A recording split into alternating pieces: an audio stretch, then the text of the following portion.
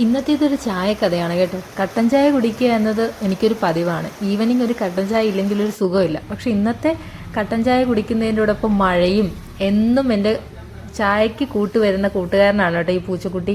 ഞാനിന്ന ദിവസം ബ്രൗണിന്നും ഓരോ ദിവസം ഓരോ പേരിട്ട് വിളിക്കും. പക്ഷെ ഞാൻ ചായ കുടിക്കാൻ എത്തപ്പോഴേക്കും എവനും അവിടെ എത്തും. അതിനൊരു കാരണമുണ്ട്.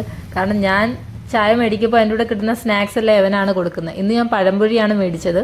അപ്പോൾ അത് പഴം ഞാൻ കഴിച്ചിട്ട് അതിൻ്റെ മാവെല്ലാം കൂടെ അവനെ തന്നെ കൊടുത്തു. അത് അവന് ഭയങ്കര ഇഷ്ടമാണ്. അതുകൊണ്ട് പിന്നെ പൂച്ചയ്ക്ക് വേണ്ടിയിട്ട് ഞാൻ സ്നാക്സ് കഴിക്കുന്നു എന്ന് വേണമെങ്കിൽ പറയാം. അത്യാവശ്യം നല്ല മഴയുണ്ടായിരുന്നു. അപ്പം അവനും പഴംപൊരിയൊക്കെ കഴിച്ച് ഇങ്ങനെ ഇരിക്കുകയാണ്. നല്ല മഴയുണ്ട്. അപ്പോൾ തണുത്തിട്ട് കണ്ടോ, ഇടയ്ക്ക് ഇങ്ങനെ പൂച്ച തണുത്ത് വിറച്ച് നിൽക്കുവാണ്. ഞാനിങ്ങനെ പറയുന്നുണ്ട് സൈഡിലോട്ട് കയറി നിൽക്കുക എന്ന്, പക്ഷേ ഒന്നും കേൾക്കുന്നില്ല. ഇങ്ങനെ ജസ്റ്റ് നീങ്ങിയിട്ട് അവിടെ തന്നെ നിൽക്കുന്നുണ്ട്. കടയിലെ ചേട്ടൻ വഴക്ക് പറയും, വെള്ളമൊക്കെ കൊണ്ടൊഴിക്കും. അതുകൊണ്ടാണ്.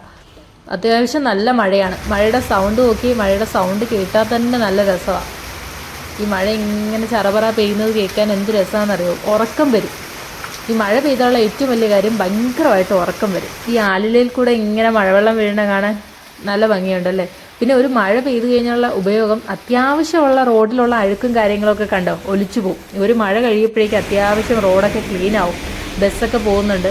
നല്ല ഈവനിങ് അല്ലേ, നല്ല തിരക്കാണ് റോഡ്. കട ഒരു ചേട്ടൻ മഴയത്ത് വണ്ടി കാത്ത് നിൽക്കുകയാണ്. വണ്ടി ഒന്നും നിർത്തുന്നില്ല. ഓട്ടോയൊക്കെ കൈ കാണിക്കുന്നുണ്ട്.